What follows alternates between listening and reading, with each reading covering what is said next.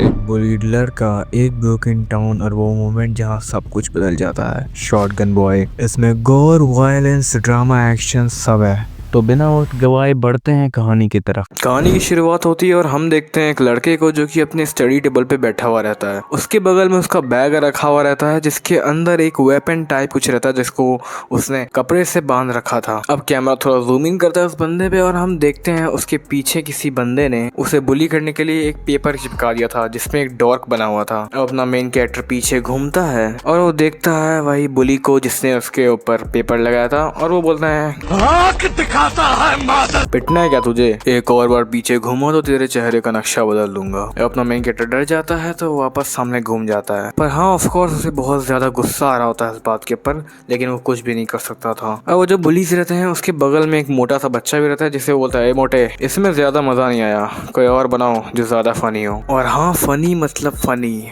मुझे इतना ज्यादा हंसी आना चाहिए कि मेरे पेट में दर्द हो जाए, और अगर उतना ज्यादा फनी नहीं हुआ तो ग्यूहान के बदला तुम्हें ही पिटाई पड़ेगी।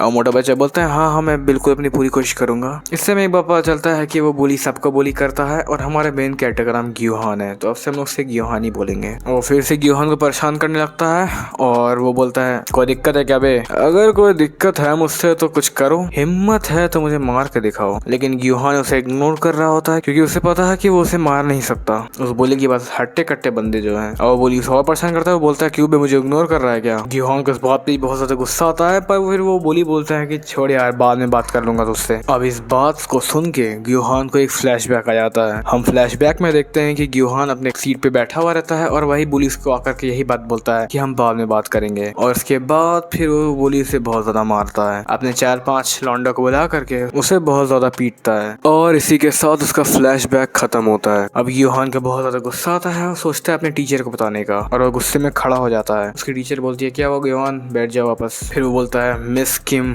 मुझे कुछ बोलना है आपसे, मुझे ये बच्चे बहुत ज्यादा बुली करते हैं और ये लोग मुझे हफ्ते में 3 बार मारते हैं बहुत ज्यादा, और इन्होंने मुझे बुली कर करके मुझसे 1 मिलियन से भी ज्यादा वॉन ले चुके हैं, मतलब अप्रोक्स 85,000 मतलब 85 to 86,000 रुपीज, जो कि एक बहुत बड़ा अमाउंट होता है, मतलब एक स्टूडेंट के लिए तो बहुत ज़्यादा बड़ा। और वो कंप्लेन करते हुए बोलता है कि ये देखिए मिस इन्होंने मेरे पीठ पे क्या चिपका दिया था। फिर वो वही डॉर्क वाला पिक्चर मैम को दिखाता है अपने, और उसकी मिस इसको देख करके बहुत ज़्यादा जोर से हंसने लगती है, जिनको देख करके पूरा क्लास ही हंसने लगता है। फिर मिस से पूछती है क्या हुआ ये तुम्हारे पीछे किसने लगा दिया?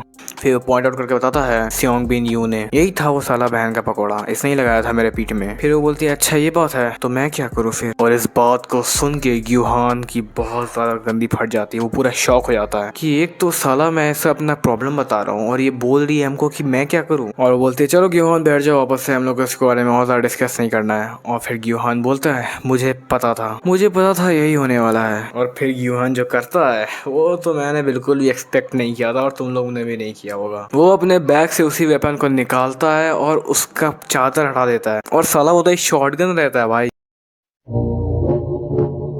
और फिर उस शॉटगन को वो एम कर देता है मिस किम के ऊपर। फिर आवाज आती है गोली चलने की और फिर वो अपने सपने से उठ जाता है। ये सब वो सपना देख रहा था। और फिर यहाँ पे इसका प्रोलॉग खत्म हो जाता है। अब यहाँ से शुरू होगा चैप्टर 1। हम देखते हैं एक स्कूल बस को जो कि पहाड़ियों के बीच से कहीं तो जा रही होती है। उसमें बहुत सारे स्टूडेंट्स सब बैठे हुए होते हैं और वहाँ पे हमारा ग्यूहान भी रहता है। वो सारे बच्चे बेसिकली स्कूल रिट्रीट के लिए जा रहे होते हैं। अब ये स्कूल रिट्रीट क्या होता है? तो यार ऐसा होता है कि जो बच्चे हैं अपने स्कूल से कहीं और जाते हैं और सारी एक्टिविटीज और चीजें सीखने के लिए। यहाँ का रूटीन स्कूल रूटीन से थोड़ा अलग होता है। यहाँ पे बच्चे लोग बेसिकली हम लोग पिकनिक मनाने जाते हैं, लेकिन वहाँ पे वो लोग बच्चे सब सीखते ज्यादा है। वहाँ बच्चे लोग बैठे हुए रहते हैं, बात कर रहे होते हैं, और हम देखते हैं वहाँ पे अपने मेन कैरेक्टर को ग्यूहान अकेला बैठा हुआ रहता है अपनी सीट के ऊपर और किसी के साथ टेक्सटिंग कर रहा होता है। वो बोल रही होती है कि लगता है बारिश होने वाली है और तुम्हारा स्कूल रिट्रीट कैंसिल भी हो सकता है। और ग्यूहान बोलता है कि हाँ अच्छा हो अगर ये सब हो जाए, मुझे वैसे भी नहीं जाना है। और वो बोलती है हाँ तुम्हारा लक बहुत ज़्यादा ख़राब है क्योंकि तुम्हें जो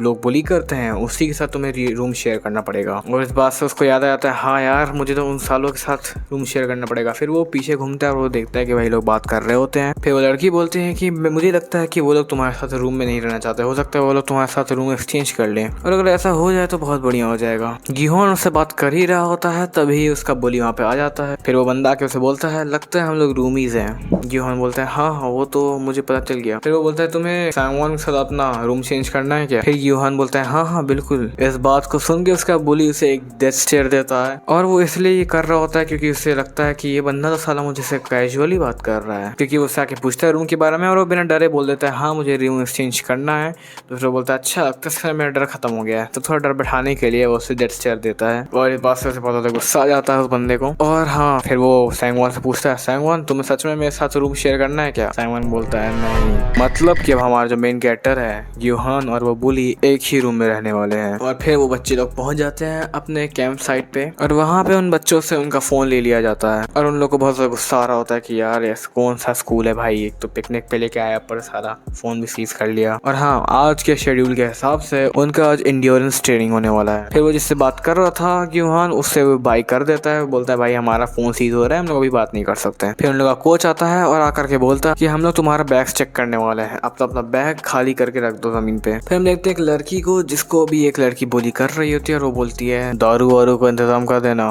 वरना देखना तुम्हारा मैं क्या हाल करती हूँ। फिर वो लड़की बोलती है हाँ मैंने उसका इंतजाम कर दिया है। फिर वो कोच बोलता है कि तुमसे पहले भी यहाँ पे एक क्लास आ चुकी है और देखते हैं वो लोग क्या कर सकते हैं। और फिर वो बोलता है तुम दोनों क्लास में से ज्यादा तो से जो चिल्लाएगा वो पहले उसे खाना मिलेगा। फिर सारे बच्चे लोग चिल्लाने लगते हैं और फिर उन्हें नया असाइनमेंट मिलता है कि उन्हें 30 जंपिंग जैक्स करने हैं, लेकिन उसमें एक ट्विस्ट है, तुम्हें जो फाइनल नंबर है उसे नहीं गिनना है। अगर तुम जैसे मतलब कि 1 2 3 ऐसे जंपिंग जैक्स कर रहे हो और 30th बार किया तुमने 30 बोल दिए तो फिर तुम्हें फिर से शुरू से करना पड़ेगा। फिर वो बच्चे लोग स्टार्ट करते हैं जंपिंग जैक्स करना, ऐसे 21 फिर 22 23 और सारे बच्चे लोग जंपिंग जैक्स कर रहे होते हैं। और जैसे ही लास्ट वाले की बारी आती है 29th के बाद बस यूहान ही रहता है जो कि लास्ट वाले को भी काउंट कर लेता है और जैसे ही काउंट करता है उसे हिट होता है कि यार इसे तो ये काउंट करना ही नहीं था। फिर सारे बच्चे उसे बहुत ज्यादा गाली दे रहे होते हैं कि भाई साला इसकी वजह से हम लोग को फिर से 30 और करना पड़ेगा। आस पास के बच्चे उसे ही देख रहे होते हैं और वो बेचारा क्या ही कर सकता था, वो माफी मांग के वहाँ से साइड लेता है। फिर सीन शिफ्ट होता है और हम देखते हैं यूहान को जो कि मच्छर मार रहा होता है लेकिन उसे मच्छर मर नहीं रहा होता है। फिर हम देखते हैं कि वो जो बुली रहता है उसके रूम में वो बोलता है क्या बे क्या कर रहा है?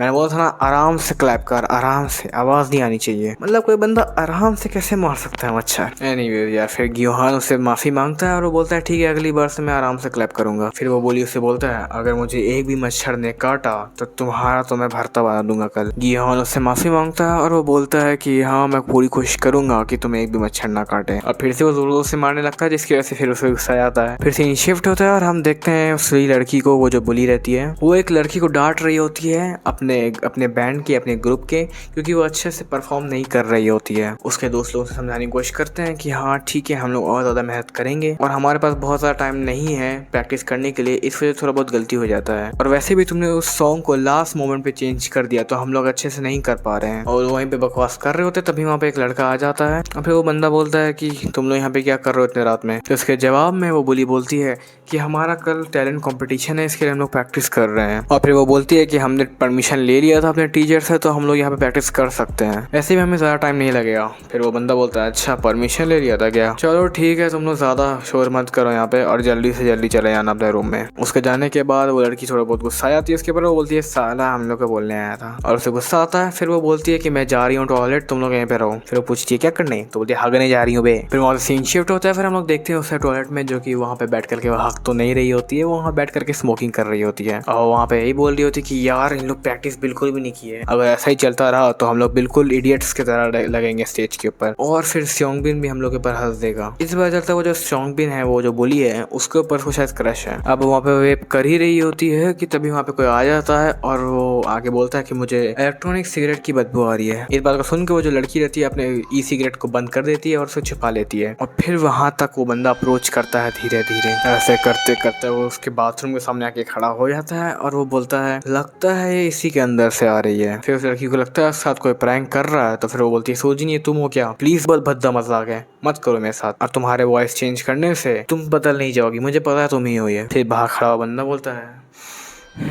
मुझे ये स्मेल बहुत ज़्यादा पसंद है। और इस बात को सुन करके वो लड़की शॉक हो जाती है और फिर वो बोलता है हाँ ये फ्लेवर ऐड करता है। और फिर हम देखते हैं कि उसके बाथरूम के ऊपर से कुछ टेंटिकल्स टाइप निकल रहे होते हैं और उस टेंटिकल्स को देख करके वो भी बहुत ज़्यादा डर जाती है। उसकी इतनी बुरी तरह फट जाती है कि उसकी टट्टी निकल जाती है। और बस हम देखते हैं वो टेंटिकल्स को आते हैं और फिर बहुत ज़्यादा छटपटाने लगती है। और अगले पैनल में हम देखते हैं इतना ज़्यादा छटपटाने के बाद उसका पैर अचानक से रुक जाता है और उसका ई सिगरेट उसके हाथ से गिर जाता है और एक बूंद खून भी वहाँ पे गिर जाता है। और बस इस क्लिफ हैंगर के साथ ही ये मानवा खत्म हो जाती है।